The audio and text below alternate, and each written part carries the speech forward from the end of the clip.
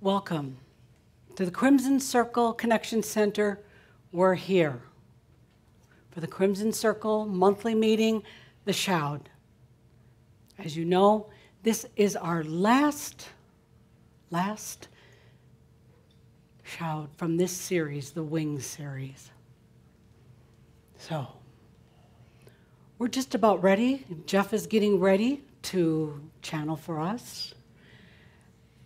So I invite each of us, whether you're listening on crimsoncircle.com, watching on crimsoncircle.com, or listening to Blog Talk Radio, welcome for being here with us, with our studio audience, a full studio audience ready here for our summer party after the Shout. So with all that, I simply like to request that we all take the good deep breath. Take the deep and conscious breath. That deep flowing breath. This is the breath that creates the I exist. I am here. Adamus invites that conscious breath always. He invites us to breathe with allowing. The single most valuable tool. So take that good deep breath of allowing as we open to this Shout. Take the good deep breath and feel into the energies as the energies move close for Jeff, for us. Take the good deep breath, breathe it in. Open your senses, all of them. Breathing, breathing, feeling, opening the senses. And the music's going to play. And I invite you to stay with that breath. Breathe in that music and feel the potentials we all have for change.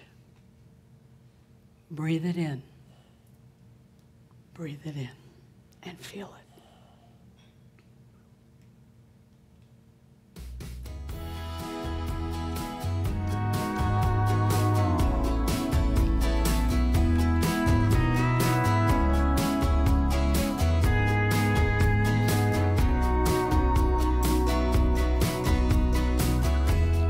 Why can't I change after all these years? Why can't I change my ways? I find it so strange. After all these years, I'm still more or less the same. Wherever I go, whatever I do, whatever I know, it just comes and goes so soon. Whatever life brings, whatever song it sings, I'm still whistling the same old tune. Why can't I change after all these years? Why can't I change my ways? I find it so strange. After all these years, I'm still more or less the same. Whoever I'm with, whatever I take, whatever I give, I'm still running in the same old race. Whatever choice I make, whatever road I take, well, I still wind up in the same old place. So why can't I change? Why can't I change? After all these years, why can't I change my ways? Oh, I find it so strange that after all these years, I'm still more or less the same. I'm more or less the same. Yeah, yeah. I'm more or less the same. Yeah, yeah.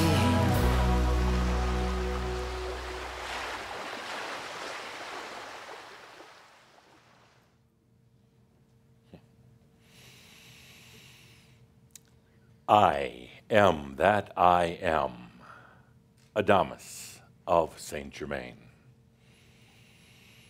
Let's take a good deep breath together as we begin this last shout of the Wings series. The energy here with all of you is so rich today. I'm coming in a little bit more Saint Germain than normal. You know, Adamus is, as Calder explained, Adamus is Saint Germain, and all of you, Calder, Linda, everybody. It was an interesting act of consciousness to create Adamus. It had to be something that wasn't too much like the old Saint Germain. That served a purpose. A lot of good information many, many decades ago. A lot of people still reading it, still following it. But for Chambra, I had to design something a little different, with a little bit more spice in it, a little bit more what you call the pirate energy in it, something a little bit irreverent. Otherwise, you'd have all fallen asleep. And we don't want that. You know, how many New Age things have you been to in the past where it was really sleepy? Really sleepy. Matter of fact, they did a lot of inviting you to close your eyes. We don't do that here. Eyes open, eyes wide open, so you can see exactly where you're going, so you can be in the experience. Even what you consider a bad day, a crappy day, what an experience, and what stories you're going to have to tell at the Ascended Masters Club. So Adamus was a carefully crafted act of consciousness. And someday we'll just blow up Adamus. That's it. No more Adamus. You won't need it. The world won't need it because they're going to have you instead of Adamus. But what a great run we've been having together. We got a little bit more way to go. What a great run we've been having together with this act of consciousness known as Adamus. As for me, Saint Germain, it's probably been more fun, definitely been more fun than any other character, including my Shakespearean characters. Truly, because this one is, this character that all of you are, along with me, is more spur of the moment, is more humorous, is more provocative, more profound. It's been amazing. It's going to be hard at some point to hang up that character that we're all playing, the Adamus character. But in the meantime, we've got some things to do. We've got some work to do. You know, we're finishing the Wings series. Wings, like emerging out of the cocoon, getting ready to go, that butterfly almost in being. We're going into our next series next month. Things are going to change. The energy dynamics are going to change for you, for me. I'm calling this next series, it took a little time, and I actually did have to do some consulting at the Ascended Masters Club. By the way, some of you wonder, is there really such a place? Absolutely, absolutely. Where over 9,700 of us get together. We've all been in human form before. We know what it's like. We get together to talk, to share, I drink a lot without getting a hangover, smoke bad cigars and good cigars. But yes, there is such a place. And it won't be too long before you're there as well. Before you're in that Ascended Masters Club. But planning ahead, looking into what comes next.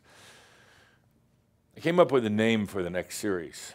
Talked to some of the Ascended Masters about it, and some of them were actually in a little bit of shock. Using this terminology for our next Shroud series, saying, are you really ready? Are you really ready? And I said, well, certainly, I certainly feel so. They said, but Adamus, it seems like so many Shaumbra want to kind of keep working on things. They want to keep the searching and the seeking. And I said, yeah, that's true. But we're not going to let them. Because there are enough Shaumbra who are already coming into realization. Bits and pieces maybe, large realizations one day, next day in the dumps, of course. But there's enough who are coming into it, and enough Shaumbra who have actually crossed over now into the other side. There are, and the number, I guess, is not coincidental. As of today, 144 Shaumbra have crossed over and allowed their enlightenment. They didn't stay in the physical body, and they don't really regret it. I mean, they kind of wish they were here in the physical body, but when you come to that point of realization, particularly on your deathbed, there's really no regrets of not having stayed. But we've come to that point. There's enough mass, enough critical mass in what we're doing. We are ready. Even my messenger, my channeler, Cauldre, even he questioned me, believe it or not, and said, are you really going to use that name? Are we really ready? I put it back on him. Are you ready, sir? A little bit of a shock. And then, you know what, as is typical of so many of you when you get the microphone, I'm asking Cauldre, are you ready? And you know what he did? He said, I'll think about it. I'll think about it. All I needed was a yes or a no, but I'll think about it. Doesn't that sound kind of like, I don't know? Doesn't that sound like a lot of you? It's here, it's ready. And so I'm calling the new series the Emergence Series. You know, you submerged, in a manner of speaking, into life cycles on this planet. Came from the angelic realms. You dove down into this planet, Gaia. Well, she's leaving now anyway, but you dove down here to take on a physical body, which is highly unnatural. You've gotten used to it after, God knows how many billions of years, but you've kind of gotten used to the physical body, but it's still unnatural. You know, you know its quirks, its idiosyncrasies. You know it gets sick and farts and does stuff like that. But it's still kind of unnatural. It never was meant to be a natural state. And thank goodness you're shifting out of it now. But you submerge down here. It's kind of like you started up here, and you dove down to the planet and started going through lifetime after lifetime after lifetime for no other reason than experience. No tests, no, it's not to try to win favor back from God, because God just doesn't give a damn. That's the beauty of God, I found out a long time ago. God doesn't give a shit. I say that to kind of shake some of you up, but doesn't care. That's the good news. If you don't understand it now, you'll understand later. Just doesn't care. But anyway, you come down here and go through all of these lifetimes just for experience. That's it. Not to get more power, not to be some God in your own right. Nothing of the sorts, just experience. And then you come to the bottom and you start working your way up, kind of coming out of that circle of lifetimes. You go through your awakening and all the rest of that, and now where we are, come full circle, and now emerging out of unnatural states, emerging out of the physical body, emerging out of the limitations of the mind, emerging out of old identities, beautiful stories, but emerging through them now. So I call our next series, starting next month, the Emergence series. And the question, again, from the Ascended Masters and from Cauldre, are we really ready? I mean, is this the time for realization? And the answer is definitely yes. Yes. Why carry this out any longer? Why stretch this out any longer? There are enough of you who are coming into realization already. There is enough, you could say, anti-gravity at work right now. Enough of you who are, you're not just on the fence anymore, you're kind of tipping into realization. And I may just come along and push you into it if I have to. Why wait any longer? Why continue to think about it? Why continue to work on things? Some of the issues, some of the things standing in your way, we're just going to blow up. We're just going to blow them up. And I have to tell you right now, the biggest thing standing in your way is you, the human self. And we're going to have fun blowing it up. We're going to have fun getting it out of the way. They're like big boulders in the road, kind of keeping the natural flow from happening. We'll just blow it up. A human will be okay in the process, and the human is actually secretly, maybe not so secretly, hoping we're going to blow it up. And the human is in a way screaming, oh, you can't blow things up. You shouldn't talk like that, Adamus. Blow things up and peace and love and joy. Now we're just going to blow it up. And the human is going to be so thankful for this. You know, because the human's been sitting there watching these boulders in the road for a long time, wondering about the boulders in the road. Why did the boulders get there? What are the boulders trying to tell me? Maybe if I call some other people with boulders, we can all talk about our boulders in the road, and nothing gets done. There's so little left right now. It's actually kind of scary in a way, but kind of fun in a way. But starting in our next series, we're just going to do it. New life, emergence, getting past all that junk that's been hanging around there. It's time. I know, feel into the energies here for a moment. In the room, online, just feel into the energies. I say, we're going to go into the Emergence series. Oh, crap. Oh, yes, oh, crap. Oh, yes, oh, crap. Are we really ready? Yes, we are. I don't think so. It's kind of an interesting conflict if you stand back and feel it for a moment. And then, of course, the human, what's going to happen? And the master, who gives a damn? And the I am saying, hey, walk into your creation. That's it. That's it. It doesn't matter what happens. The emergence is really now about walking into your creation, not God's creation. Actually, God really doesn't create. No, God does not create. That's false.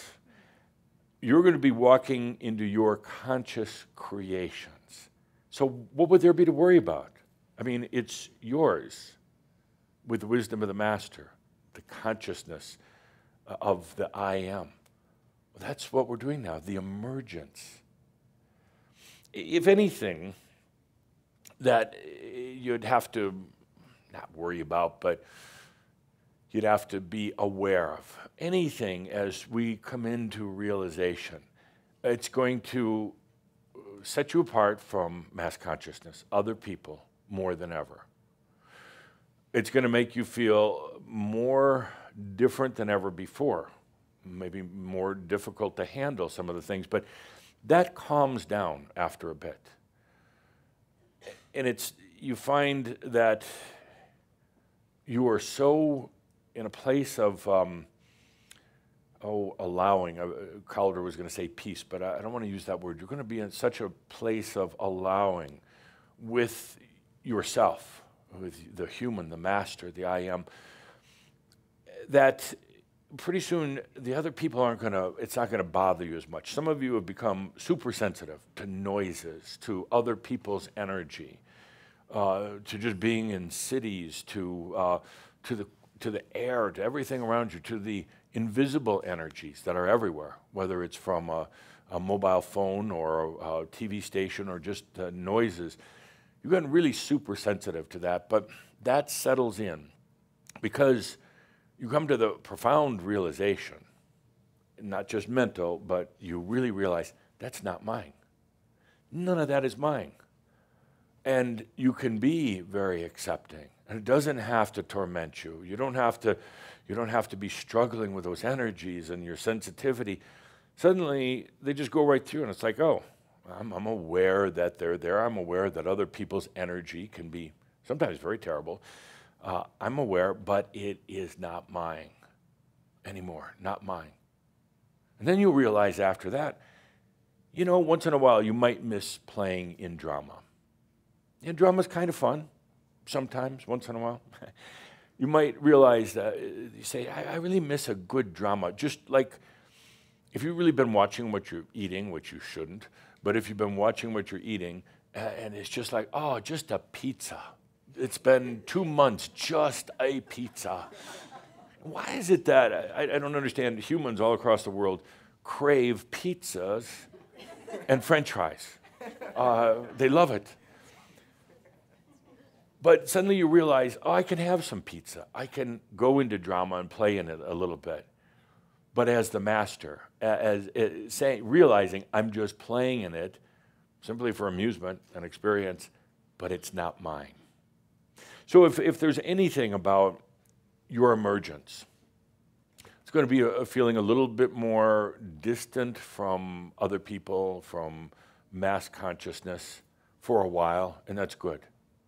That's good. It's actually been a long, long time of getting there. In other words, you've actually spent lifetimes of feeling as an outsider, lifetimes of feeling that even your biological family is really not yours. How many of you wondered if you were adopted? How many wished you had been adopted? But it's been lifetimes of feeling that outsider energy. And one of the biggest challenges that Tobias had when he worked with you was getting you to realize to stop trying to fit in. It just does not work. You're just not going to. But you tried anyway, through a lot of different things. Oh, how many marriages are there out there where you're trying to fit in and be normal? And it didn't work. And now I think you can accept that point. You can let it go. But so there'll be a little bit more of that kind of that awkwardness of being around other people, being around mass consciousness energy. But then it truly smooths out. It truly smooths out. And we're not talking 20 years for it to happen. Within a very short period of time, it smooths out. And there's such a feeling of acceptance for others without feeling sorry for them. Such a feeling of humor without laughing in their faces. There's such a feeling of humor. At first, even initially, some of you are going to, oh, I just want to take this person and shake him and say, here are the basics. Allow and breathe. Here's the basics, and then you're gonna smile to yourself and realize it's not going to do any good. I mean, it's not. They're on their journey. When they're ready, if they're ever ready, they'll come to you or somebody like you. And in the worst, most desperate moments, the darkest of the dark, everything in their life is falling apart. You know what that's like. And that's when they come to you and say, what is it? What is it? I saw this change in your life. What did you do? Was there a certain holy water you drank, or was there some type of sacred music? You know what that's like. And then you stop and take a deep breath and realize that It's really quite simple. You're going to look back on your own journey, and it's really quite simple. But you made it complex. It's really quite beautiful, but you were always looking at the underbelly of your realization or coming to realization. And it's kind of funny because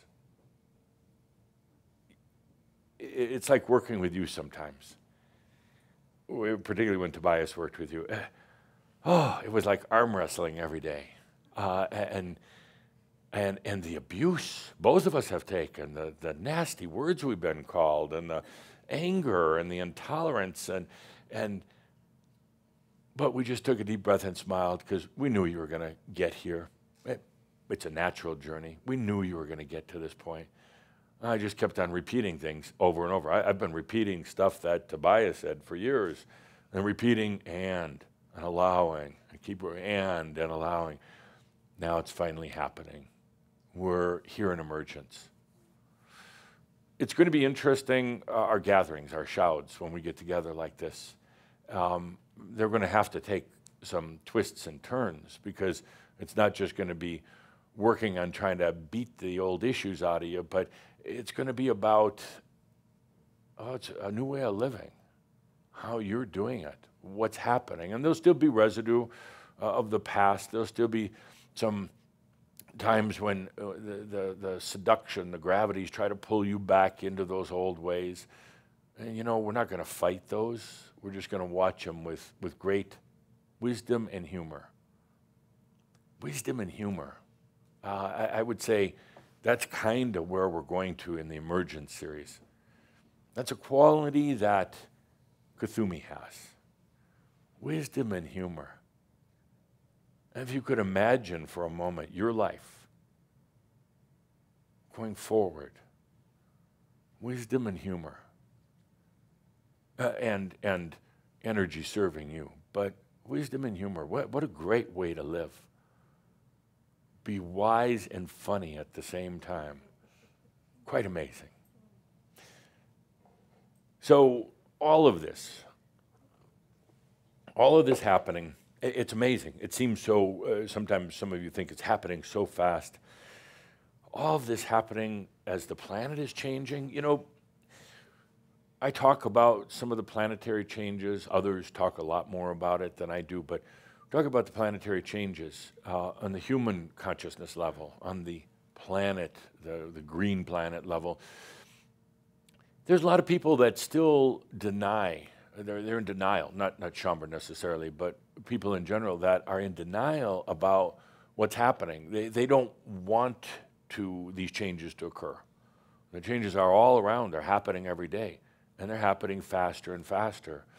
So many people kind of hide in the shells, hide in their homes or in their jobs, in their old ways. They don't want things to change. They want things to stay like they were, maybe just a little bit more polished, just a little bit nicer, but basically the same. And it's going to be impossible. There are a lot who will ignore all of the changes in the world that are taking place, changes that are occurring faster than ever before. You might have a tendency once in a while to not want the changes in the planet, to kind of keep it like it was. It's not going to be. It's not going to be bad. Or it's not going to be good. It just is. It's just changing. The point is, you've gone through all of these changes. You've actually really, truly led consciousness in a lot of these changes. Now it's happening in the world all around. And pretty soon people are really going to have to wake up and realize the world as they knew it, the world as they've spent many lifetimes experiencing it, is changing quickly. Not just with Gaia leaving, but with technology. And more than that, by consciousness in people. That's really what's changing things. Consciousness in people. What's really going to change the planet is people like you who are choosing to stay here, embodied, realized, not going out and preaching from soapboxes, not going out and trying to convert anyone, not riding around on bicycles, knocking on doors, but just being in their radiance. That's it, just being in their radiance.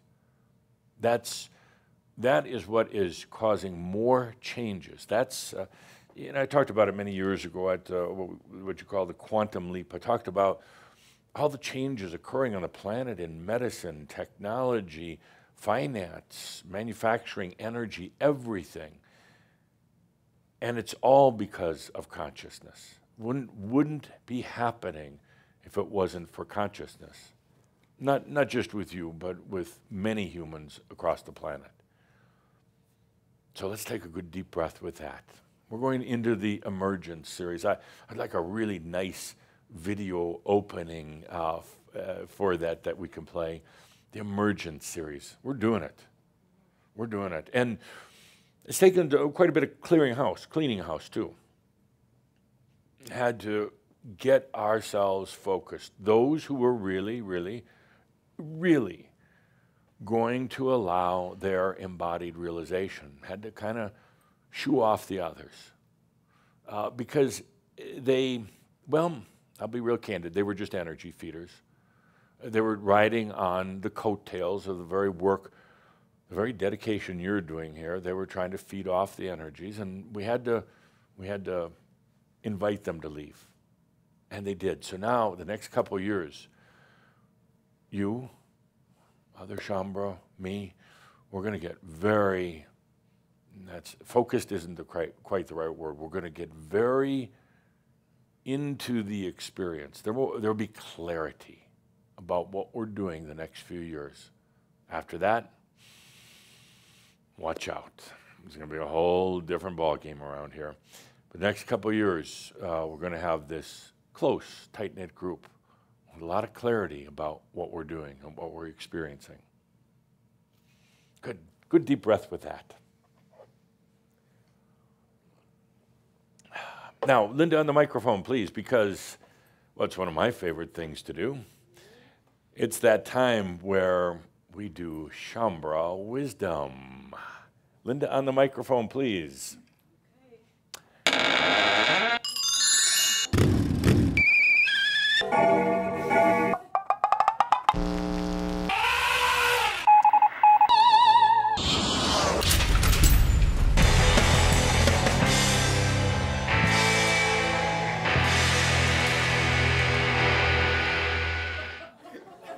Okay.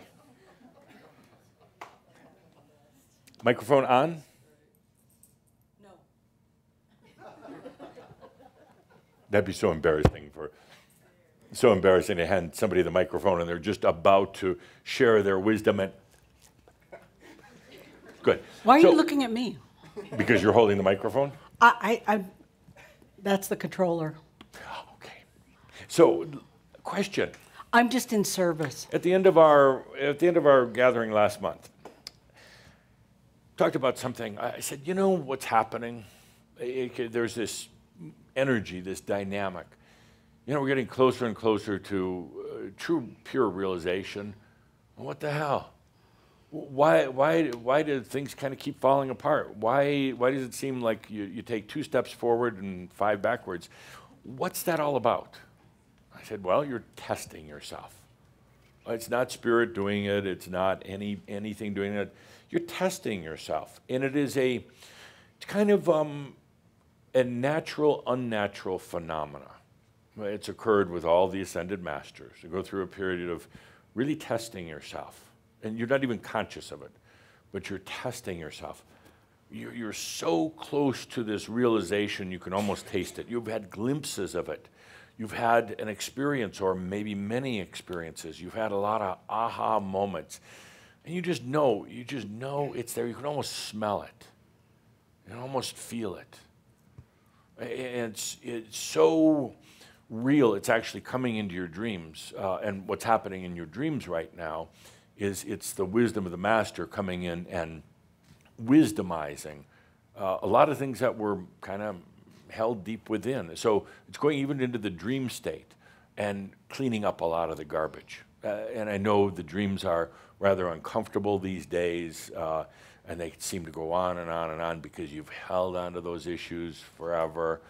But testing yourselves, it's kind of something all the ascended masters have done before their realization. When they realize realization is almost here, the realization of realization causes one to test themselves.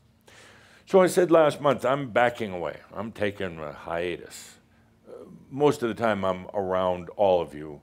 Most of the time, we have long chats sometimes, and I know once in a while you curse me out, but that's okay. That's what I'm here for. But I left, so you would have to deal with yourself and your tests. So the question, I'll have a number of Shambhar wisdom questions today. The question is, how have you been testing yourself? What have you been doing in your life to test yourself? Linda, please. Ew, keep your hands off your toes. Ew. Okay.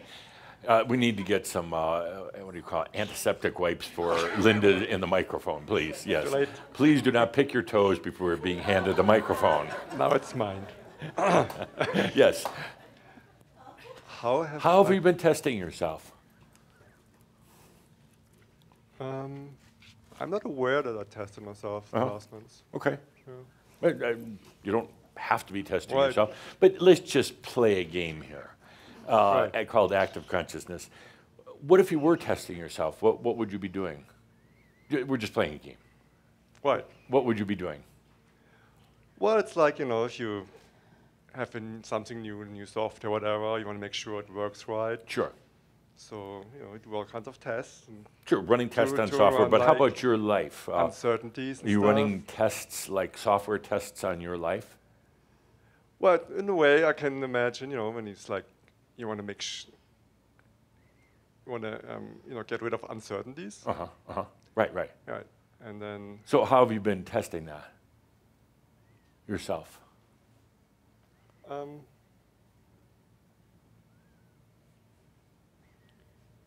well, that's a good question. Oh, Hello. Yes, it is a good question. It's the answer can always be I have yet to come to the realization of the answer, Exactly. meaning I don't know, but at least you haven't said those words. So testing yourself, just pretend for a moment. So if I were to test myself, Yeah. What would that be like? how would I do that? Yeah. You know, And you're doing it right now, by the way. right. Yeah. I mean, I guess, I would think about what to test Yeah. and then realize it's useless anyway. Yeah. I'm like going this back and to be forth. real blunt because otherwise this would go on and on because this I is know. your test for yourself. Lack of clarity. I'm not sure where I'm going to go to, what I'm going to do. Not going to make any commitments. I don't want to. Lack of clarity. So you're constantly testing yourself by being unclear. No, just like what you're doing on the microphone just now. And I'm clear. yeah. Well, you're clear in being unclear. In other words, it's a great test for oneself. And I'm not picking on you, but I am, because if you sit in these chairs, I'm going to pick. And it's nothing to feel guilty about. It's like, the test is staying unclear. Yeah. Can I continue to stay unclear? And then you wake up some days and goes, I just wished I'd have the answers. I wished it would come. I wish the knowingness was going to be there. I wished I really had the vision of all these things. I'm going to go back to being unclear. That's kind of the test. It's kind of almost a reverse test. Right. I mean, those situations happen, but suddenly the clarity is there. It's kind of, Yeah. it goes a few days. Then why of do you go back into unclarity? unclarity? Yeah. Why do you go back there? You don't have to. Well, it's just, it's just part of being human, I guess. No, it's not. You know. No, it's not. Mm-mm. No, it's part of maybe your human experience, but Right. there's nothing in the book, I've looked in the book of being a human, it doesn't say Yeah, you have I to be mean, unclear. exactly. But from the Yeah. past, you know, Yeah. there's those Yeah. leftovers. So it's a great test for oneself to go back to unclarity. Right. And to see if you can clear up the unclarity you can, and become clear. And feeling proud. Yeah, and this is not a criticism, it's an observation, and a lot of you do that. Like, I'll just be unclear for a while. It's a weird kind of test. You want to be clear? Yes. Good, that was clear. Good, good. So stop testing yourself with lack of clarity. Okay. Yeah, that's it. Easy. Easy, they say. Thank you. Thank you. How do you test yourself? How have you been testing yourself? I washed that feet. Clean. My feet are clean. Or picking the nose.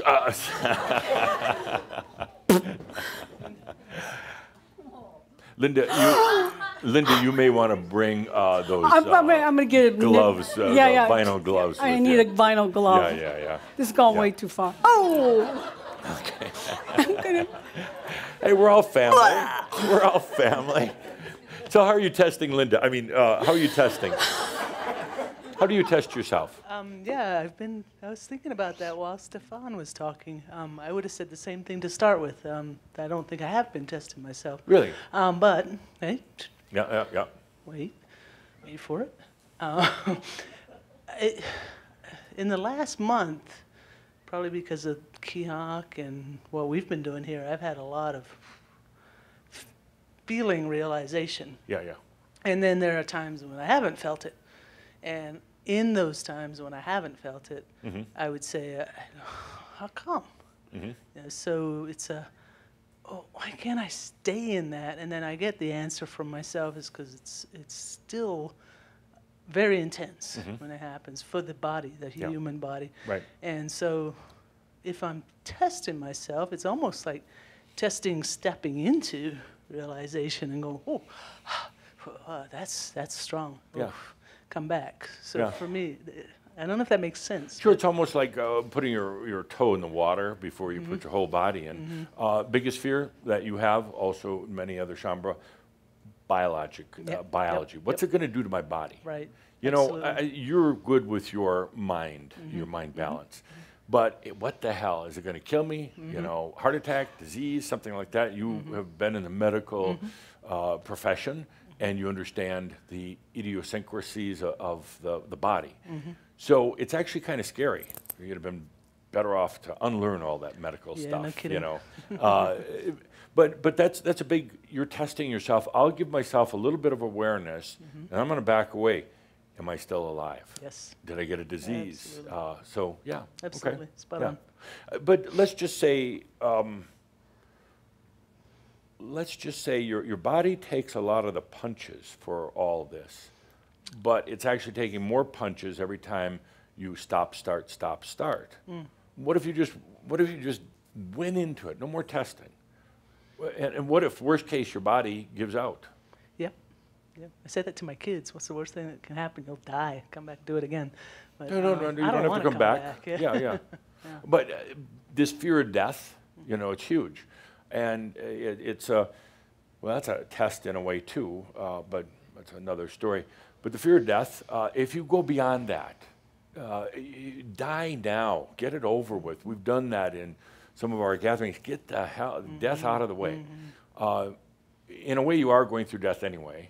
I mean, you're going into it, whether you like it or not. But let's really start bringing in the new biology. You've got such attunement to the understanding of biology at an energetic level, not just medical. But you would be perfect for how to really understand the dynamics of this, what has been called the light body coming in. Yeah. And just do it, be the example. Yeah. With your understanding of medicine and of energy, be that example, bring it in, and stop testing. You got it. Yeah, good. Thank you. Oh, I look forward to this. Yeah. You just needed permission. That's it. You just needed, it's okay to do this. Just go for it. Yeah. A couple more. How have you been testing yourself? The test, yes. The test. Really, I've been more just doubting myself. You know, years Well, that's ago, not a test. yeah, well, years ago I thought, you know, I got to get rid of all my fears. Right. And, you know, I'm rolling along, I fear nothing, and then you come in and press my button and go, I think I'm afraid of myself. I believe I'm afraid of succeeding.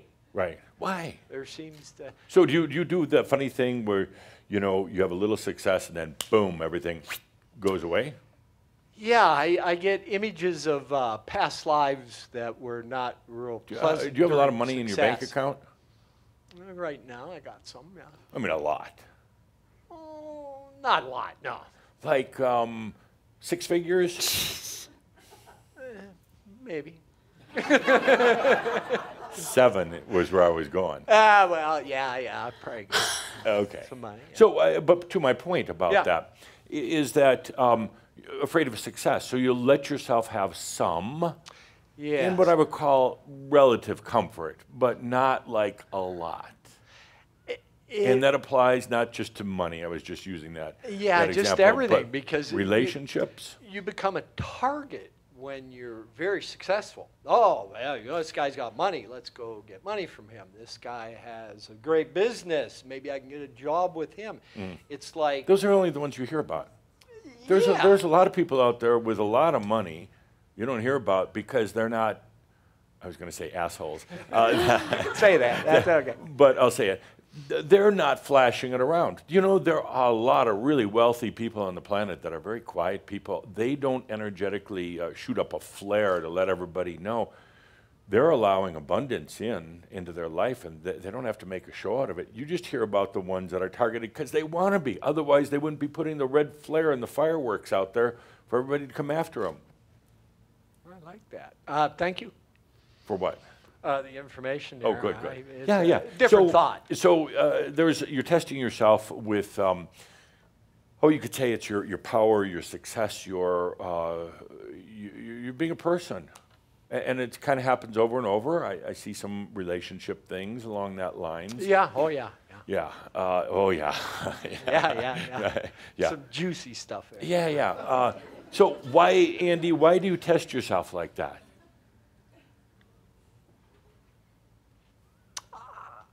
I believe it may be fear of self, Okay. fear of me succeeding. Yeah.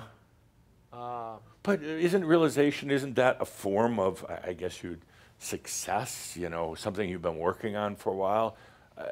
How are you going to get into realization if you have a fear of yourself succeeding? So I'd like to get rid of that fear. Yeah. Okay. Why haven't you? Maybe I need to watch that Stop It video again. That'd be a good one. That was good. I like that. Well, no, and the answer is real clear. Because you still enjoy it. Otherwise, you wouldn't be doing it. This is one of these simple, you know, kind of humor and wisdom combined together. If you're doing something you don't like, it's probably because you still like it. You're still deriving something out of it. You're still getting something out of it. So go there. What are you still getting out of it? And then end it. Yes. Maybe the comfort of, what's the old saying, better the devil you know. Right. Yes. So it's not about money or success or anything, but it's about realization and saying if you're afraid of yourself, if you're doubting yourself, then you're going to apply that same thing to realization. Stand way back. Look at the energy patterns in your life. Relationships, money, and you've struggled with money in the past, and then it kind of came easier. Relationships, money, and your body, your biology, which isn't as much of an issue, but look at that, and now you can extrapolate that and say, that's actually what I'm going to do in my emergence. I'm going to test it. I'm going to get a little bit of ways there, and then I'm going to beat myself up, and I'm going to keep having to work at it. I don't like that idea. Good. But that's probably what I'm doing, huh? Probably, maybe, I don't know. But the point in the last shout was when it is very common when you get to this point, coming into emergence, into realization, you keep testing yourself. And that's what holds so many people back. Tests and tests and tests. Am I worthy? Am I ready? And there's also kind of the thing, a lot of people like to think about it but not actually do it. You know, sometimes the dream is greater than the reality. You know, sometimes people want to keep dreaming about enlightenment and talking about it and going to classes and all the rest of that rather than just doing it. And that's what I'm trying to point out here. Yeah. Thank you. Yeah, I think I've gotten comfortable in my misery. Yeah. Good, until then I pointed out, and then now you're really, gets really miserable. It gets better now, yeah. Thank you. Thank you. We'll do two more. Okay. Two more. How are you testing yourself? Ooh. The worst possible fear. Being handed the microphone at a shout. Right. Yeah, would you mind standing also? Oh, gosh. Yeah. I could have you come up on stage, but we'll keep it at this. How are you testing yourself? I don't know, Kelly. How am I testing myself? I don't know. It's just, you know. Oh, that's the bathroom answer. Oh. Hey, you can use this opportunity to go to the toilet. Okay. You hand it Give to her anybody, another anybody you don't chance. like. Hand it to Oh, hand I it to can't. anybody. Well, then I Right in won't front. anybody. Right in front. Just wash your hands. I don't know her. Me? Yeah. Yeah, just I know better, too. 2 minutes is fine. Would somebody pull? And it has to be the boys' bathroom.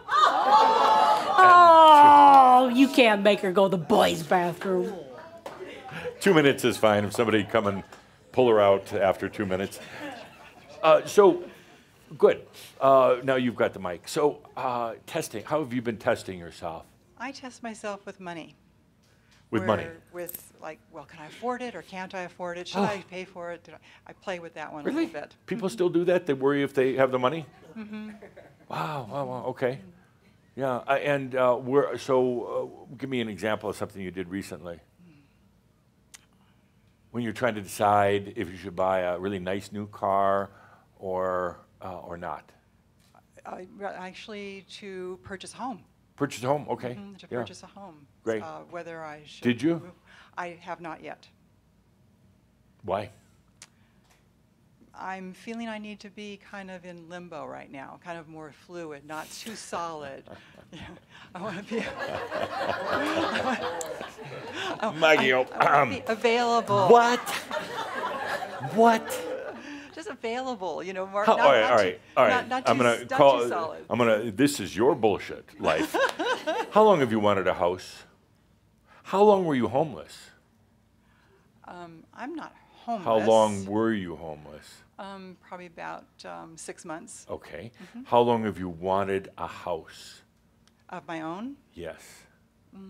Ever since I had a little house in the backyard when I was a little girl. Okay, to my point. I love home. And now you're telling me now you want to stay fluid Well, and just be ready for anything. You have house energy written all over you. You've got, no, you do. Some people are nomads. You're a house person. It's your anchoring. It's your place. It's your sanctuary. And you've kept yourself all your life from having a safe house. All of your damn life. You're gonna make when me you cry. were growing up, when you were homeless, and now you're obviously have a place to live, but it's not yours. A safe house that's your place that you can have, and you can go out traveling, you can do whatever you want to do, but a safe house. I look into your heart, it's so there, and then now you tell me this test crap that I want to stay fluid? No. available. Available. The best place to be available is at your own home. It's just, I'm not going to tell you to do it or not, but It's scary. It's scary. why? Now it's going to be bathroom time for me. No. One at a time. How many stalls are in there anyway?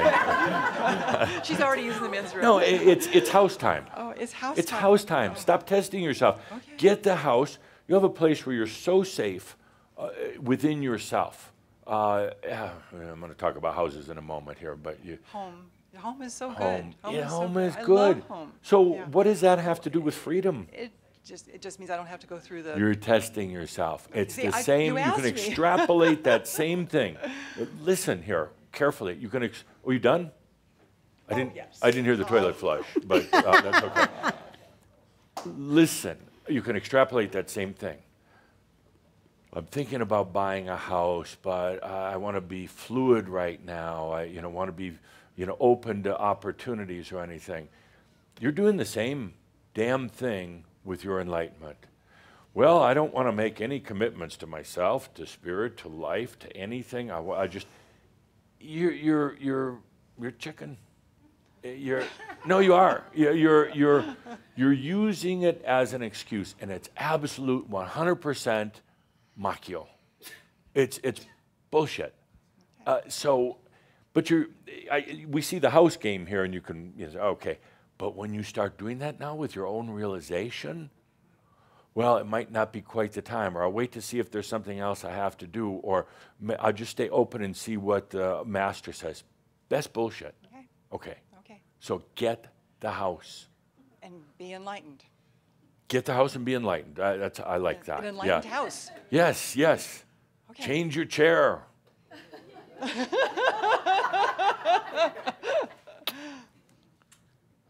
Okay, one more. And then we have another question. It's going to be a long-ass day. One more. How have you been testing yourself lately? Oh. I hope the camera is really good for catching the look on their face when they get the microphone. How have you been testing yourself? Well, for the past couple months, I've been dealing with incredible anger. Yeah. Oh, good. And projecting it outward. Yeah. I don't think so much inward because I've really taken to the stop it. Right. Yeah. So you've been kicking dogs and stuff like that? No, screaming at drivers and. Can they hear you? Oh, they can. Yeah. Are you using any hand gestures? No. No, just screaming at them. Yeah, I have a good enough voice. What do you scream to them? I've never been in a car. I've been on a lot of horses, but never in a car. So how would this look like? What do you? Well, it's either back off, shithead. Yeah. Yeah. Or. How can they hear you if the windows are? Well, the windows are down. Oh, they are. So how would you do it? Let's say I'm in the other car and I just cut you off, and how would you do it? Well, when I see him in my rearview mirror, I'm like, back it off, asshole. Do you turn around? Yeah.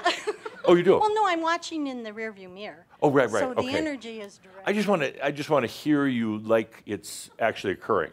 So I've just cut you off or something, and I pull up behind you, maybe too close, and then what? Back it off, asshole. Ooh, God. Okay, good. So anger issues. How is that a test of yourself? I think it'd be a test of other people. Well, I had this realization the other day. It's to keep me from being with me. That I'm still projecting out when it was here. When not the anger needs to be here, but I need to be in clarity. How long did you, in this lifetime, have you been suppressing anger? Oh my God, since birth. Yeah. I mean, a lot of suppression. Right. And it affects the body, as you know. Right. Not so good. Right. So I wouldn't consider that a test, just yelling out. I mean, you're not exactly getting out of your car with a baseball bat, are you? Okay. No. So a little yell out, and you know what? So many of you are starting to really learn how to go partly invisible.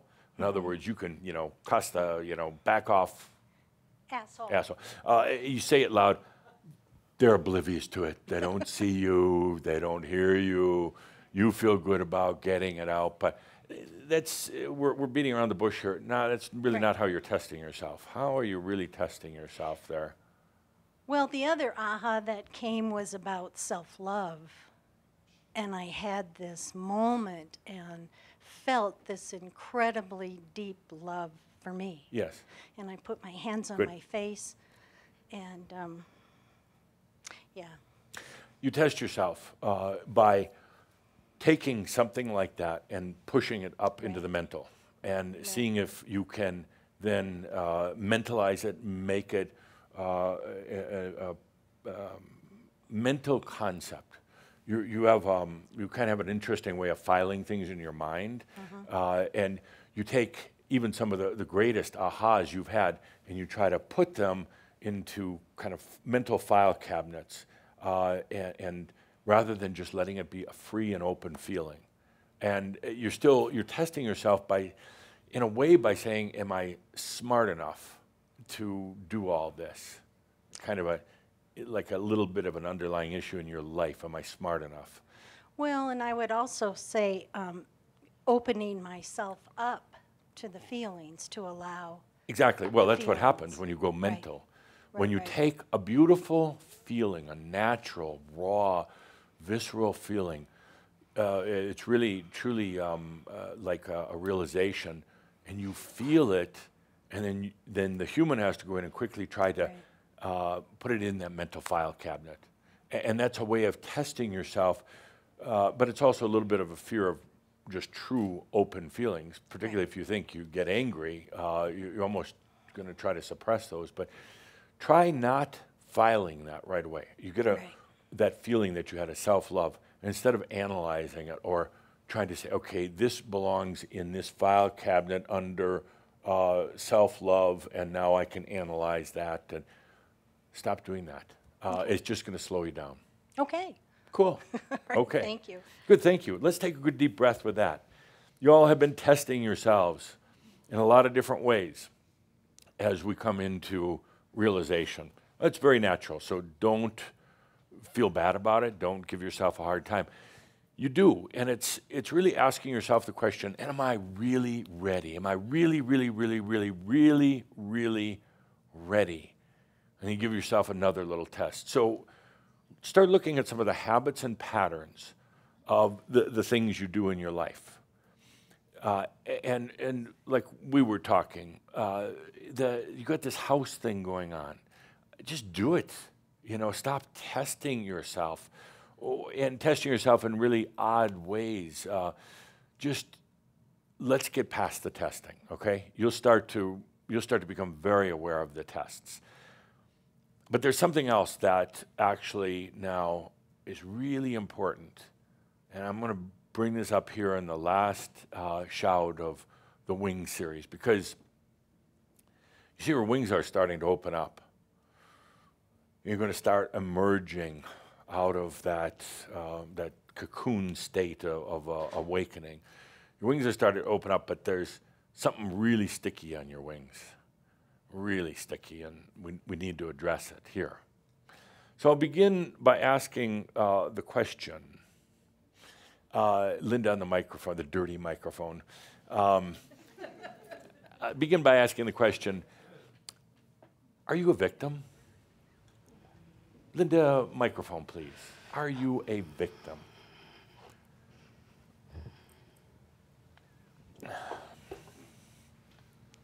I would say absolutely yes. Oh, okay. Explain. I just got the microphone at this time.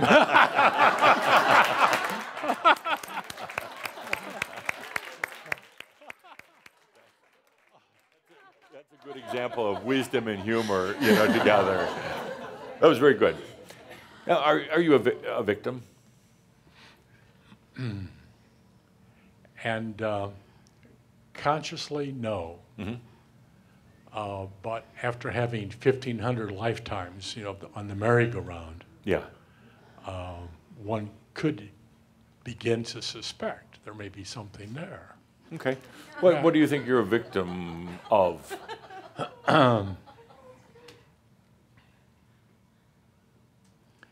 Well, a big one for me has been doubt, Mm-hmm. but that's self-created. Right.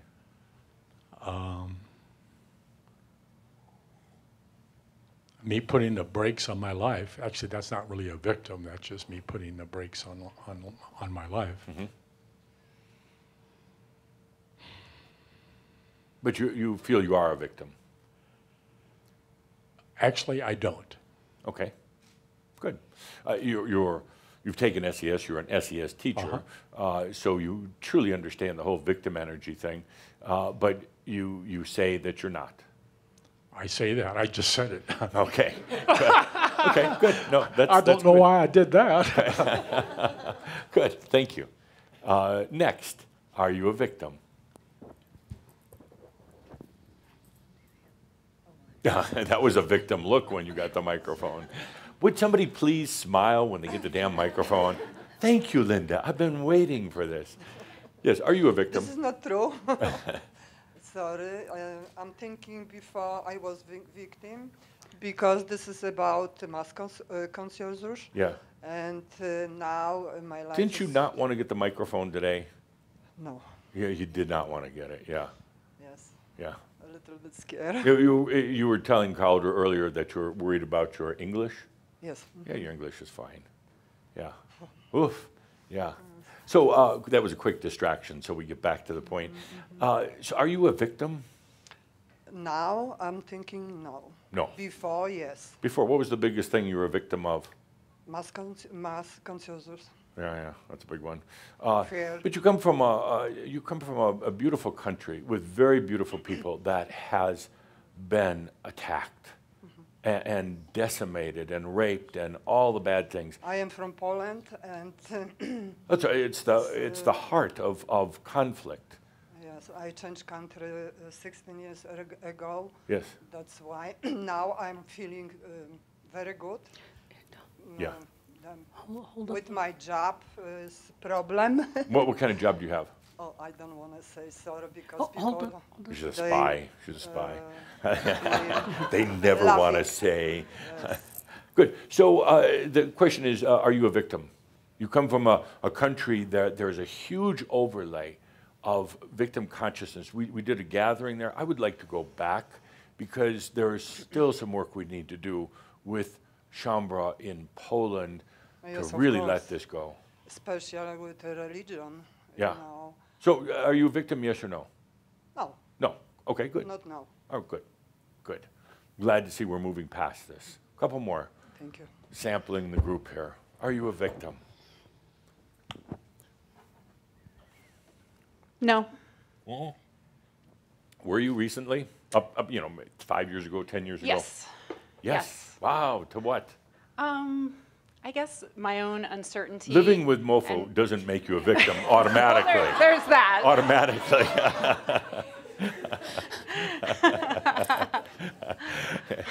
It's questionable, but it doesn't make you a victim. So what were you a victim to? My own uncertainty and unclarity and restlessness. Your past, your childhood or anything like that? No. No. No. No? Just adult experiences, I guess. Okay. But you're past that? No. Okay. No, So I there just is don't some feel like a victim. victim Yeah. anymore. You don't feel like a victim? Okay. Well, but I'm hearing some contradiction here. You're not a I victim, have- but there's still some, what's going on?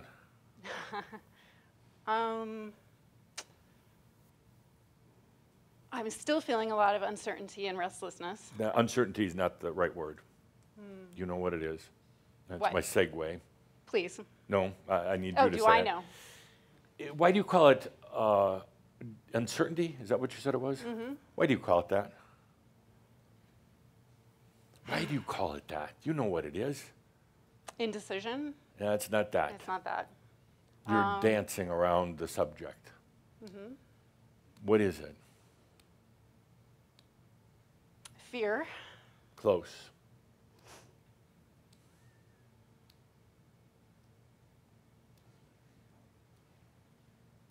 What's the word? It's right there.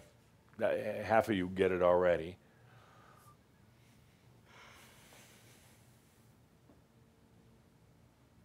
Nice shoes.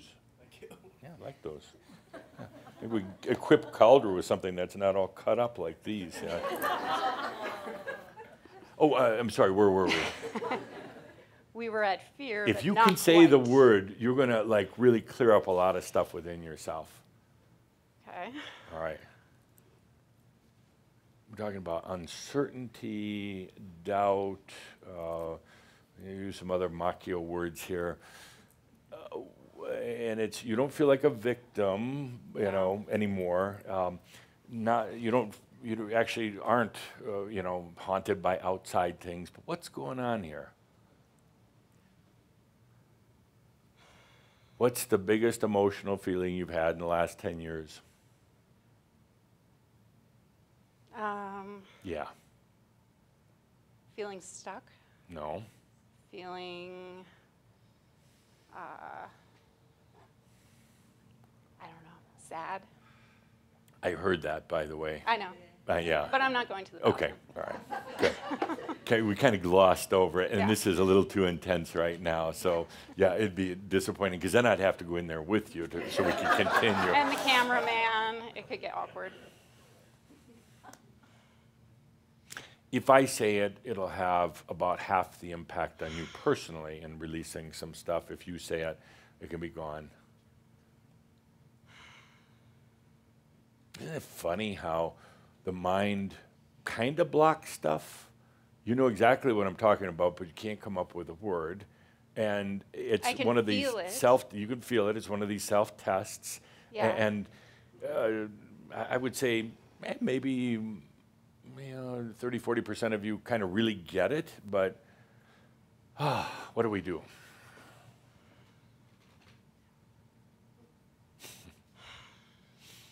You want me to tell you? Yeah. Okay. I'll give the microphone back to Linda, and we're done with the questions for the moment, and I'll get to my point. But really, really feel into what I'm saying here, because this could be, you could really let a lot go.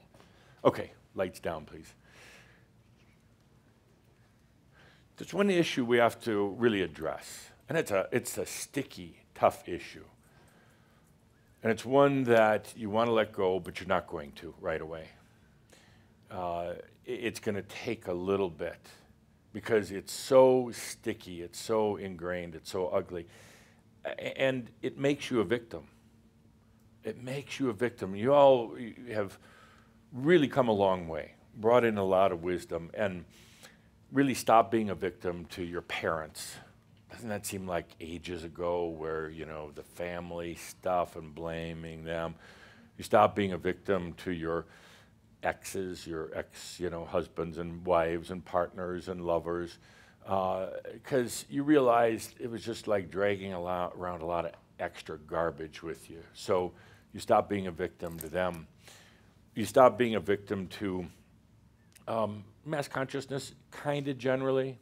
I mean, you realize it's still there, it can be seductive, but you stop letting it really bother you. But you got this one victim thing, big victim thing left.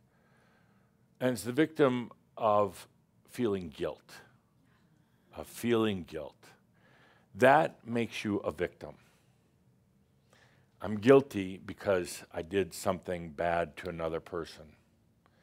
I'm guilty because I'm just, I'm not a nice person. I'm guilty because I'm still carrying around things that I did a long time ago, my secrets, whether they're dirty secrets, whether they're just deeply submerged secrets.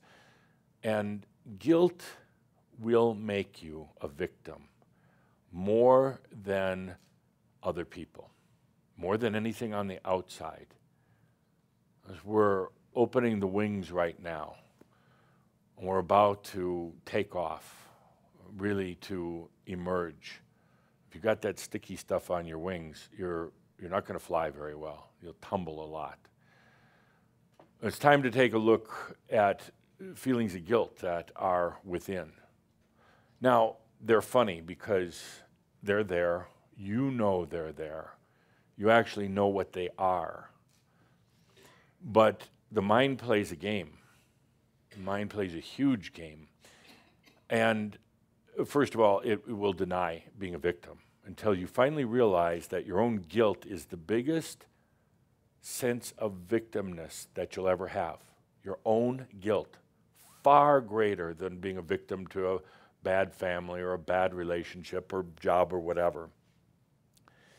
You hang on to that guilt. You hang on to it out of shame.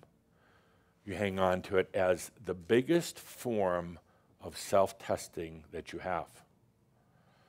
You won't let it go because you're feeling too guilty. You're feeling that you did something so incredibly terrible. You can't let it go. How could you let it go? How could you just make it go away?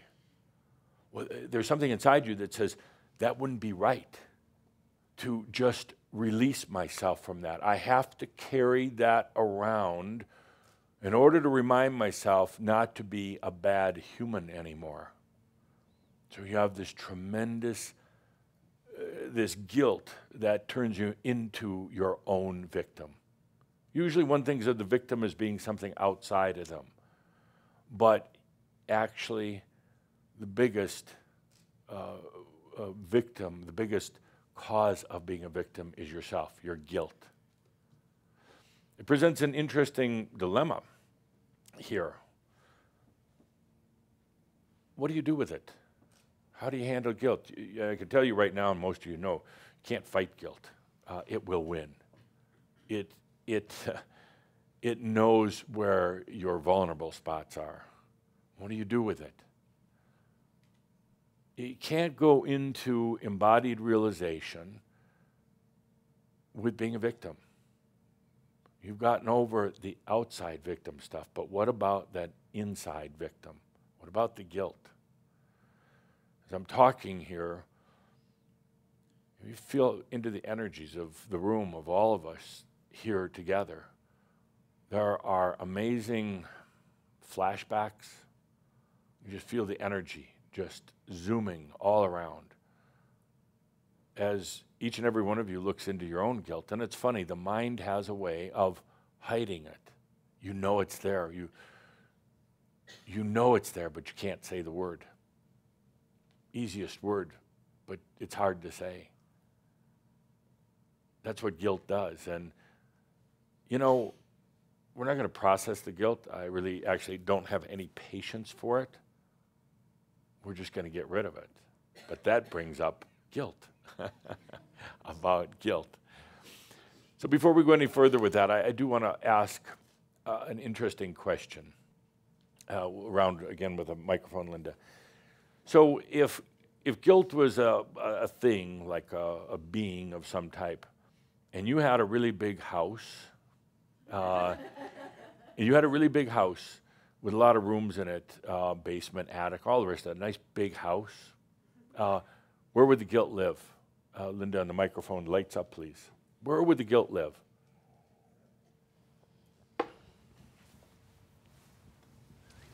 In the basement.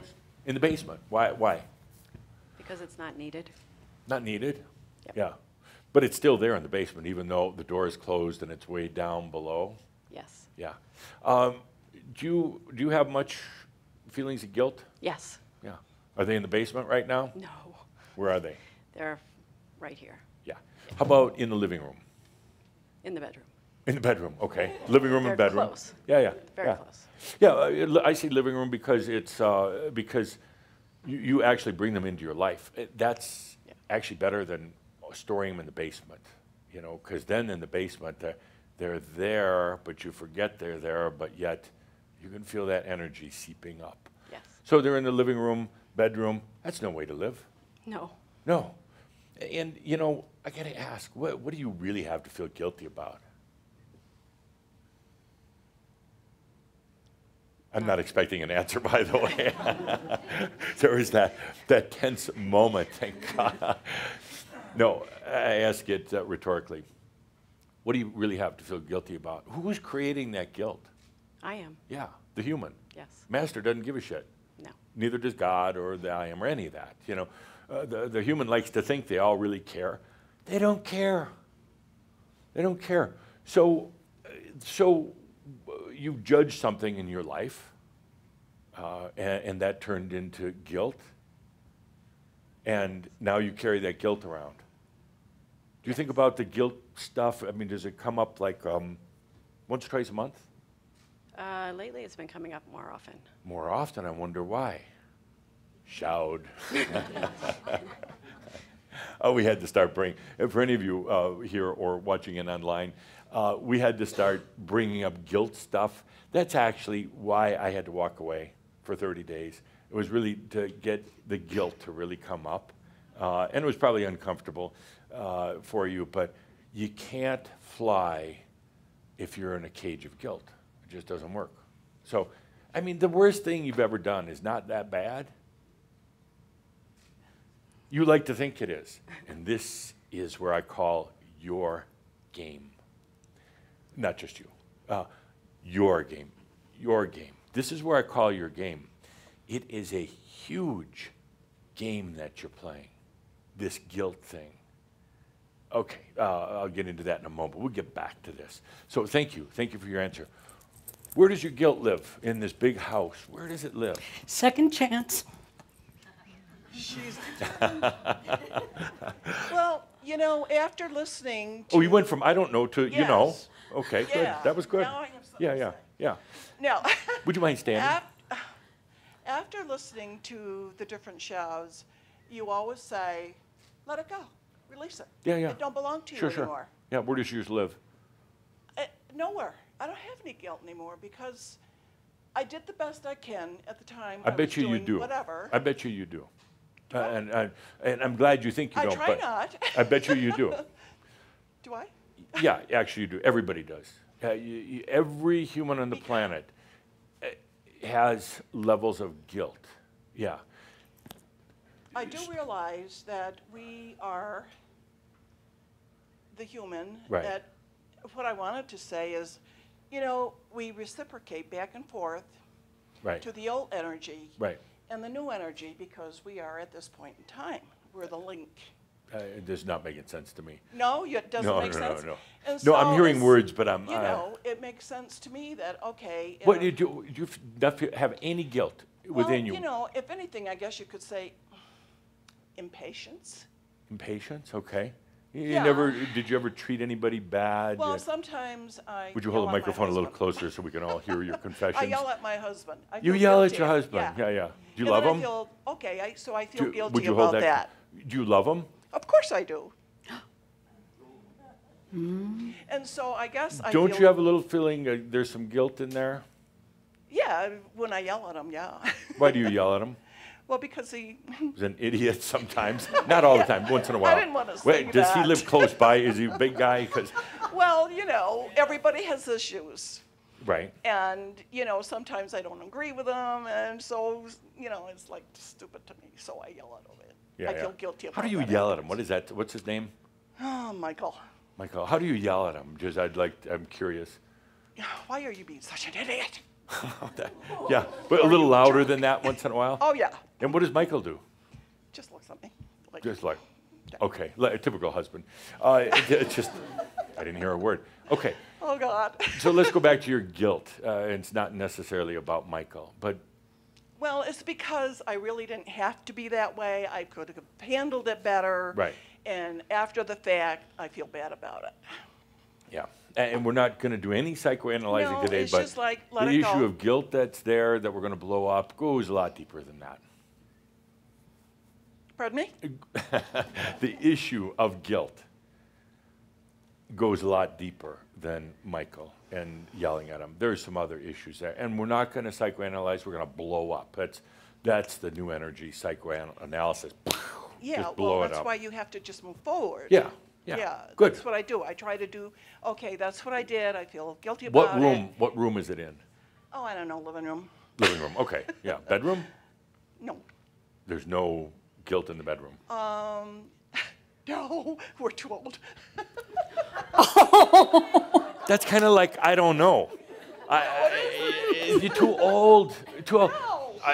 Just for the record here, a human should get better at sex the older they get. We don't even sleep together. You know, sleep. I know that's right. Yeah. Okay. But there's no. Okay. This is getting really Linda, stay personal. out of this. No, it's not getting personal. This is life. This is living. Truly, as one gets more comfortable with their body, their age, their Well, it's not that. energy. Actually, the bedroom should be much better after you're 50, 60, 80. Can you imagine 100? Boom. No, I can't imagine that. Why? Why? It's it's I what should live so long. longevity. You want longevity? Well, Have yeah, sex. we're supposed to be No, have sex moving. with yourself or somebody else. It's one of the keys to longevity. You stop doing it, you stop living. Anyway, He has an illness. that doesn't matter. Well, he's, you know. No, we don't. You can be with yourself if you know what I mean. Oh, Edith. Edith, in not so quiet a whisper, masturbate. Look what happens, a simple change of chairs, and she...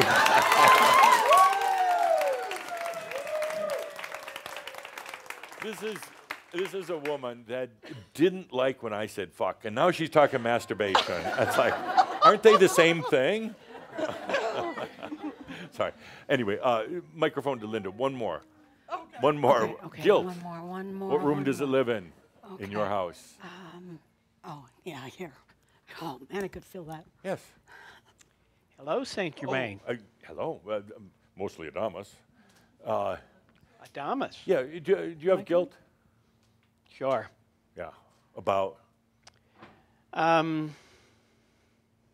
Opportunities that I just missed because I chose to. Yeah. Why would you feel guilty about a missed opportunity? Well, you start looking back, and this is silly stuff, that you start looking back at a certain age, that how else could I have taken my life? And actually, the way I went is just fine. The master looks back, and instead of having remorse about what was not done, the master looks back and realizes that actually it was the end. All sorts of things were done. You don't look back and say, oh, I should have done this and should have done that. You said, I did this, and I also did this. Even though you may think you're just making it up, you didn't, because you're always in the and. The past is not singular nor linear. So let yourself go into the past and experience the potentials that you didn't necessarily bring into this level. But what room is the guilt in?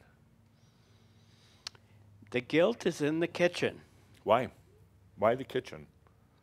Because growing up in our family, that's where the family lived, was in the kitchen. Yeah. So that's where everybody's stuff Right. would usually come out there at the dinner table, Yeah. which caused a lot of indigestion. And did you let your stuff come up at the dinner table? No. No. No. Guilt, right? Yes. Yeah. And in a way, it was kind of smart to not bring the stuff up at the dinner table. You would have probably been sold off or something. There was plenty of it, so nobody missed mine. So. Right. But it's also, there's a lot of internal guilt. And we don't have to go into what it is because that's not why we're here.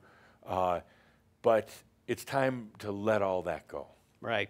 So, okay, thank you. Right. Thank you. I'd like all of you to feel into this. Where does your guilt live? If this is a big house, some of you it's going to be more in the basement, kind of tucked away down there. You haven't gotten rid of it. You know, half the stuff, no, 80% of the stuff in your basement, throw out. You're never going to use it again.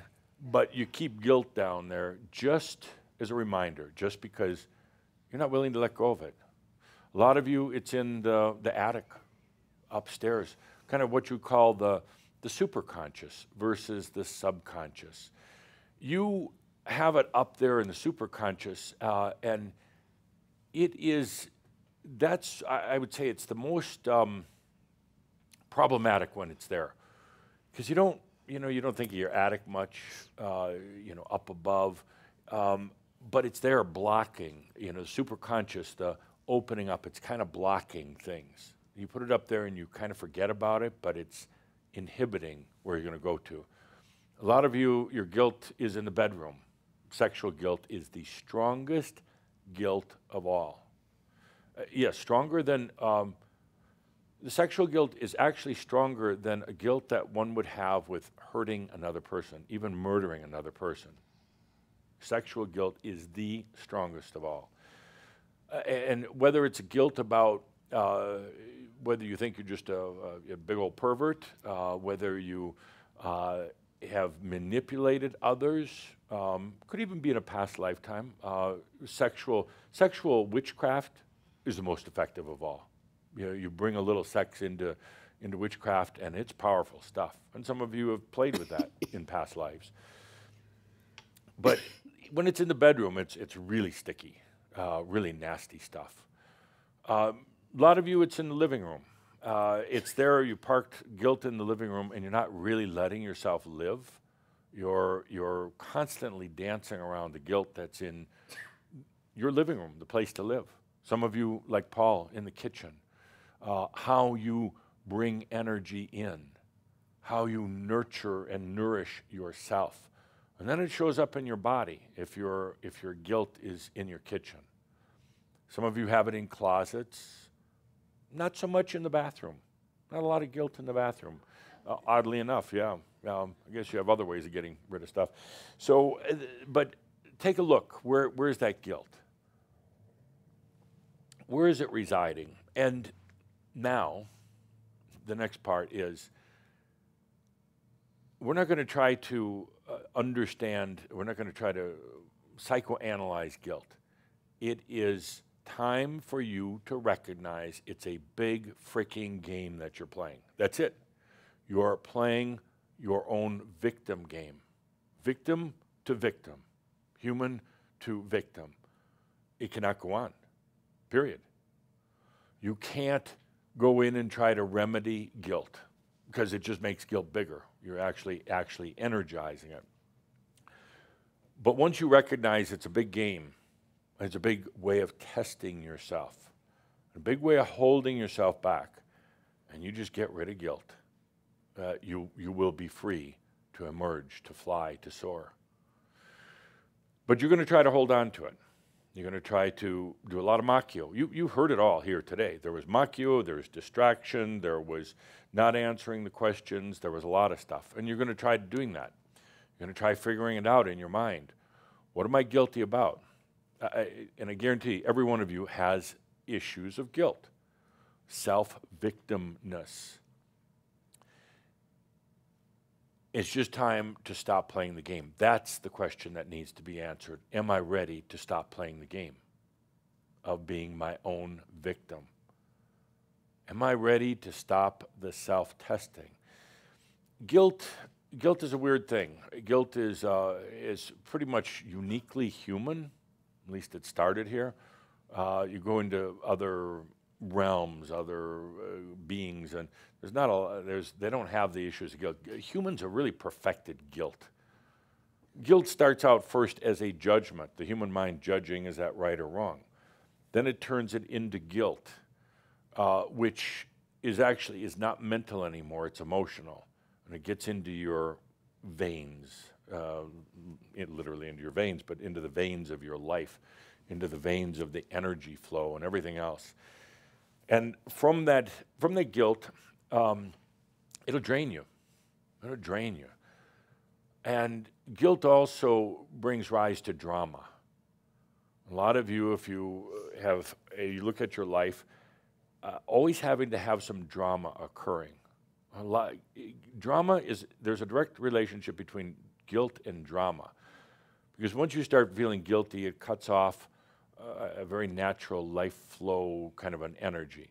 Then you've got to have drama to bring that energy up again, and then you get guilty about the drama, and it's a self-perpetuating issue. The point in all this is we've talked in the past, particularly in the sexual energy school, about being a victim or being an abuser on the outside world, but now it's taking a look at how you're playing the victim game with yourself, with guilt. And it's time to acknowledge, if you're ready, that it's time to stop playing the game. No more guilt. No more guilt. And part of you is going to insist on holding on to, I was a bad person, I need to feel guilty. No more. That's it. Done. Wipe the slate clean, and that's where the issues will come up. Can I really just wipe the slate clean?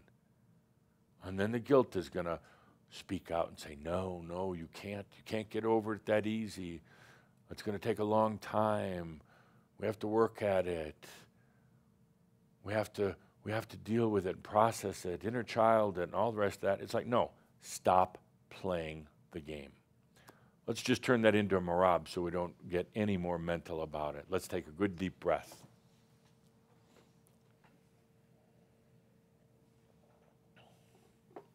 The human experience is a lot of feelings of guilt.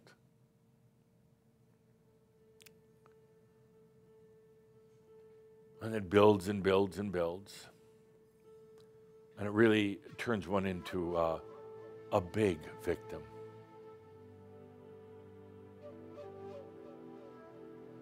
We come to this point, coming into true embodied realization, we come into this point,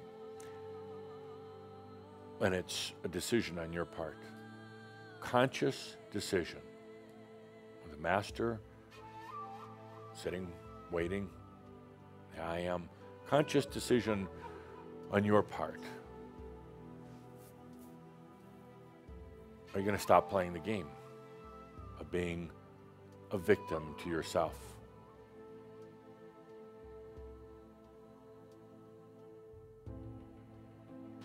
You know what it's like to be a victim to external things. Bad families, bad relationships, business losses, all the rest of that. We've gotten beyond that. Now we have to take a turn to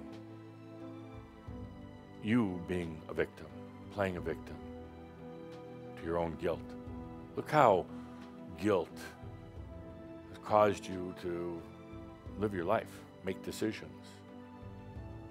It's caused you not to enjoy a lot of things in life.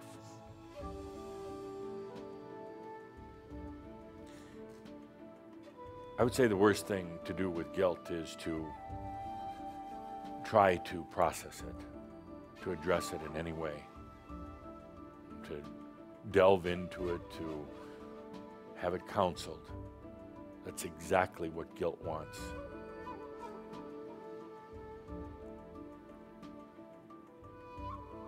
But to say, I am done playing the victim game on myself.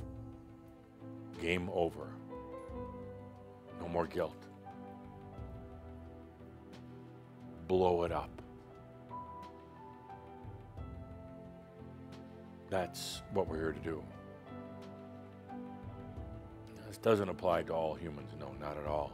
It's about you, where we are right now. In a very strange way of speaking, humans, most humans, still need guilt. They need it for their survival, for their identity. They need that element of guilt, still an essential in their life. Not for you. You don't need it anymore. You don't need it to regulate yourself, keep yourself from being a bad person. There's a lot of addiction guilt that Shambra has.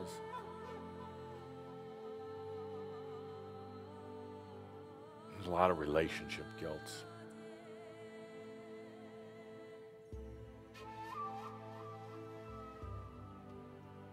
And we're here, I'm here, to call you on your game.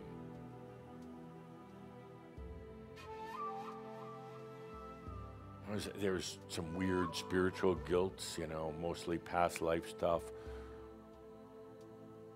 Going back even to the time of Yeshua and the work that you came to do, spent many lifetimes trying to maintain the sacredness of some of that wisdom from the times of Yeshua, feeling guilty that you didn't do it right.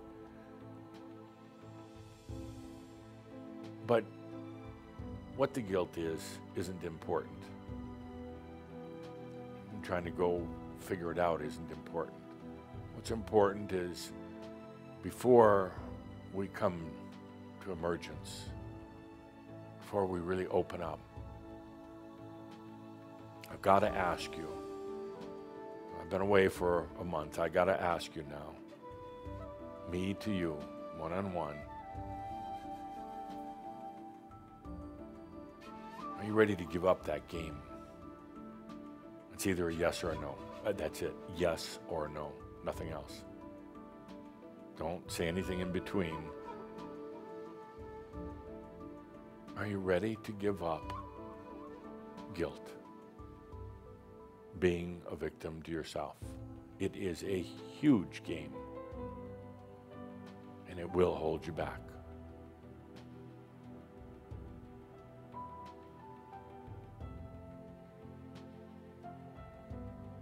You may say that the guilt has kept you from repeating mistakes. You may say the guilt is even a little bit of your own self-imposed punishment. You may say that guilt is nothing that you really can control. It's just there. It's a demon. You may say that it comes from somebody or somewhere else. No, it's all a game.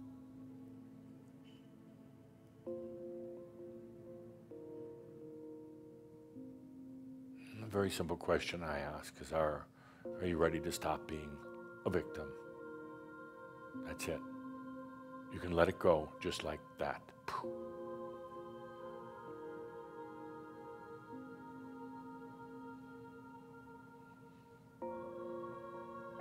The word victim is generally used referring to your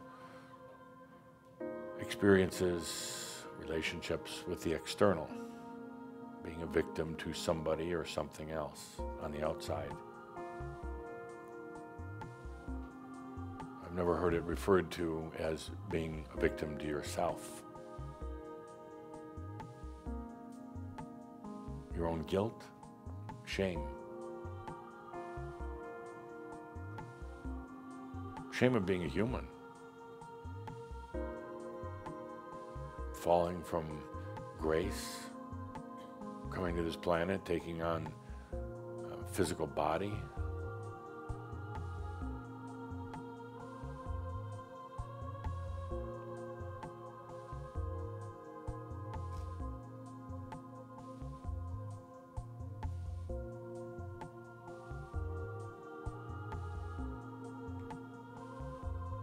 I bet you never really thought of yourself being a victim to yourself. But you know, there's also something in it that you've really liked. There's something you've really liked about being guilty.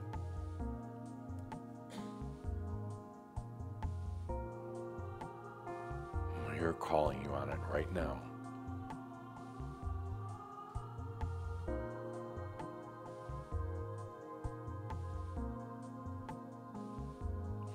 Guilt is one of those interesting, kind of emotional human characteristics. It's so sticky and so, kind of dirty, shameful,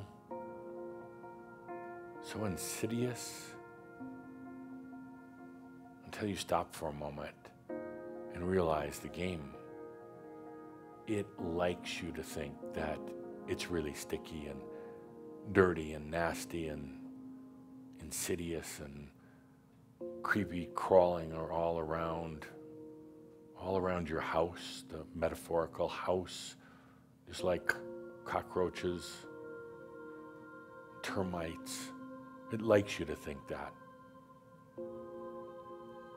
It likes you to think that it's hard to get rid of, that you're not worthy.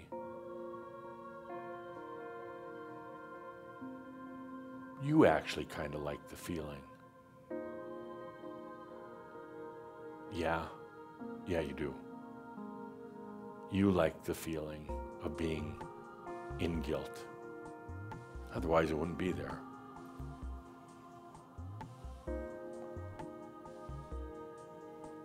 I'll tell you something else about guilt, depending how you look at it. It's also like Teflon. no stick surface. If you don't engage in it, you don't try to process it, figure it out, if you don't go into its emotional seduction, it's like Teflon, so easy.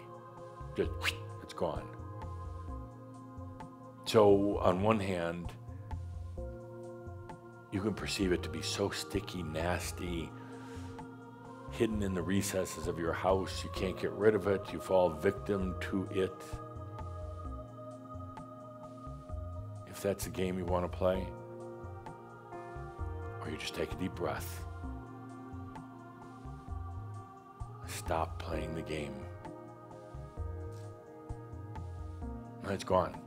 It's gone that fast. Kind of like two sides of the same coin. Nasty old guilt, being a victim, or truly it's just letting it go. Gone. So I'm putting it to you once again. It's a simple yes or no. Are you done playing the game of being victim to yourself?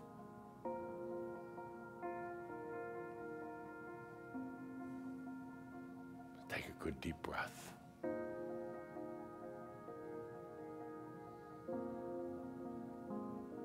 Guilt, shame. I go so deep sometimes, but when we're in a safe space like this, it's also really one of the easiest to walk away from.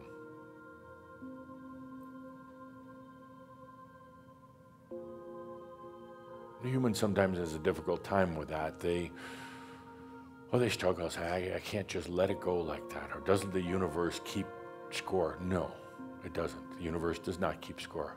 Only you do. Well, feel it for a moment. Feel the master. The master is the wisdom of all your lifetimes. Feel into it for a moment. The master doesn't keep score. The master turns everything into wisdom. Master doesn't judge. The I am, consciousness itself,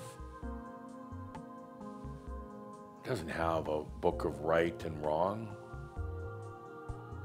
The I am does not even know what karma is, nor would it care.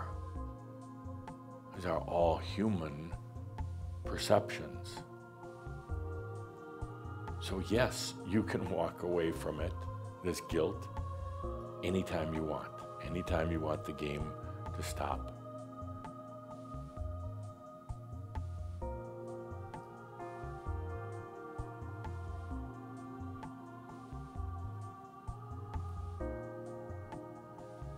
I want you to watch yourself over the next month until our next shout. How often are you going to think about and struggle with this issue of guilt, shame?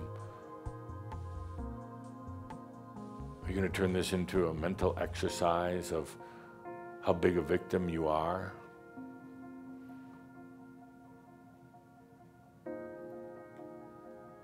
You're going to go write stories, put them on social media about guilt and victimness? Because if you do all these things, you're still in that sticky energy. You're still in your own game, and it's your own, it's nobody else's. You're still in drama. Or you can just walk away. Stop playing the game.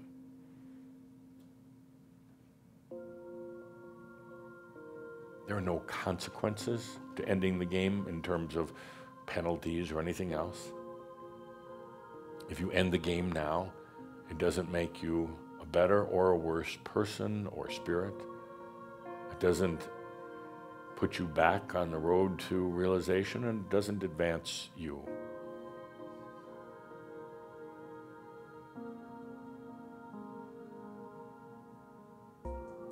You either stop playing the game or not. That's it.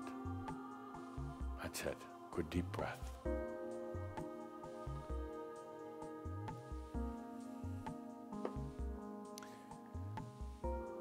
Next month, we come into the Emergence series. We start not just realizing that we have wings, we start using them.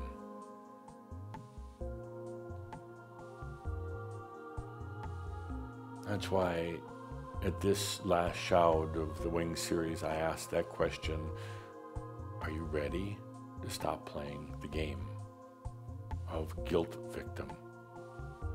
That's it.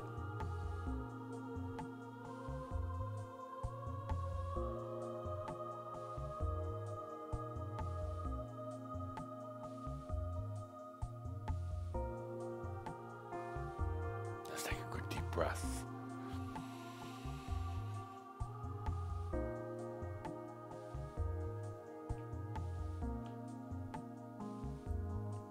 Just feel into what it would be like, what it will be like to let all that guilt just go.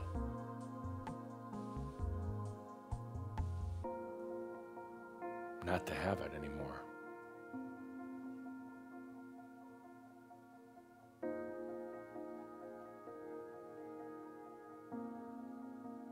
Your decisions are going to be different. Your energy flow will be different. Your ability to spread your wings will certainly change.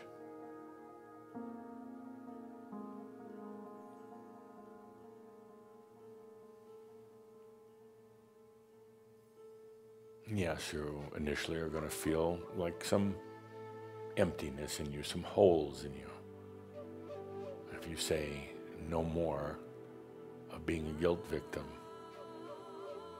there'll be some emptiness because it's been filled for a long time with some of your guilt. But those holes, that emptiness, are quickly going to be filled by consciousness,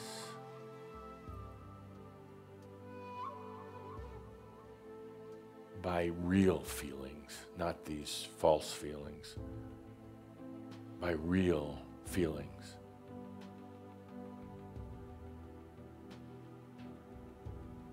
Guilt has taken up so much space in your sensory mechanism that has prevented you from actually feeling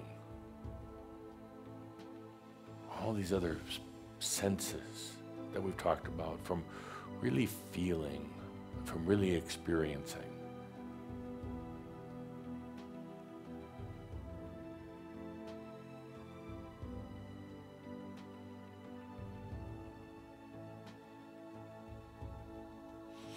And you can look at guilt any way you want.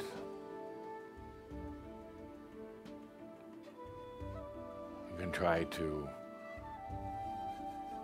look at where it might have come from, or why it's there, or how it got there. None of it matters. It's either time to stop playing your game or not. And it is a huge game. Perhaps the biggest game the human ever plays. Yeah, guilt. Being a victim to yourself.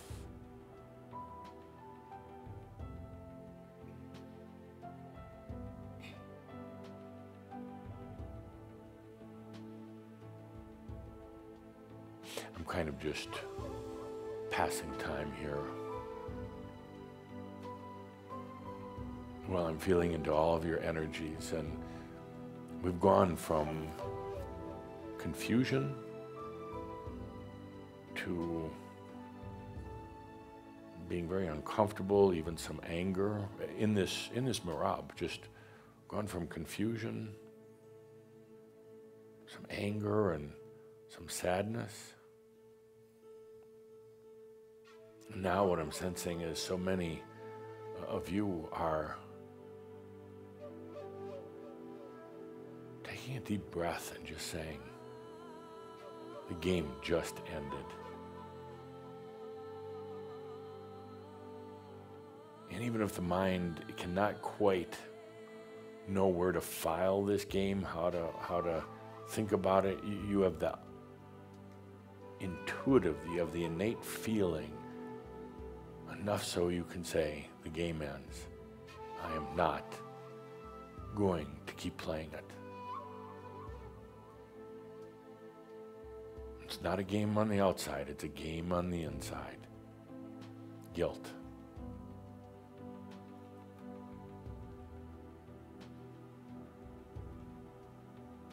Let's take a good deep breath.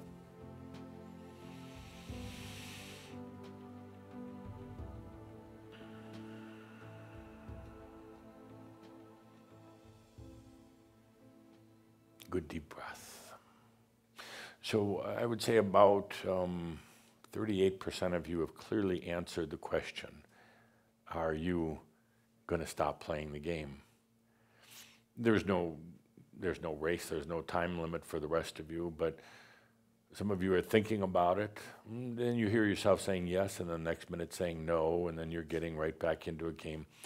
But I'll give you 24 hours to make that decision, yes or no.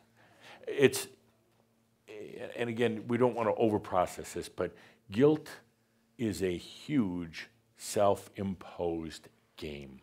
That's it. Self-imposed game. It'll tie up your energy and tie up your realization. You can let it go just by saying, I'm done with the game. And then don't worry about it. Don't process it. It will go on its own. It's going to be like Teflon. But if you dive into it and start trying to analyze it and everything else, it's really, really, really sticky. So let's take a deep breath. You've got 24 hours to consider. And then onward into emergence. And with that, no matter what you decide, remember, all is well in all of creation. Thank you. Thank you.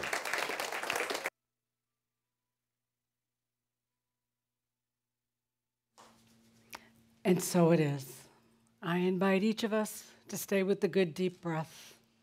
Adamus puts so much forward to us. Take that good deep breath. And don't forget, you've only got 24 hours to make that decision. And remember, for 30 days, there could be things going on. But no matter what, just stay with the good deep breath. Stay with the good deep breath, because we know Adamus will be back here on August 4th to serve it up more. So take that good deep breath and feel into this and allow yourself to be there for the emergence. Thank you, everyone. Thank you for this live audience, for being so gracious with your participation and your challenges. Thank you to everyone listening or watching. Thank you to the staff and everyone out there. We can't thank you enough. We'll be back August 4th. Thank you. Stay with the breath. Whoa.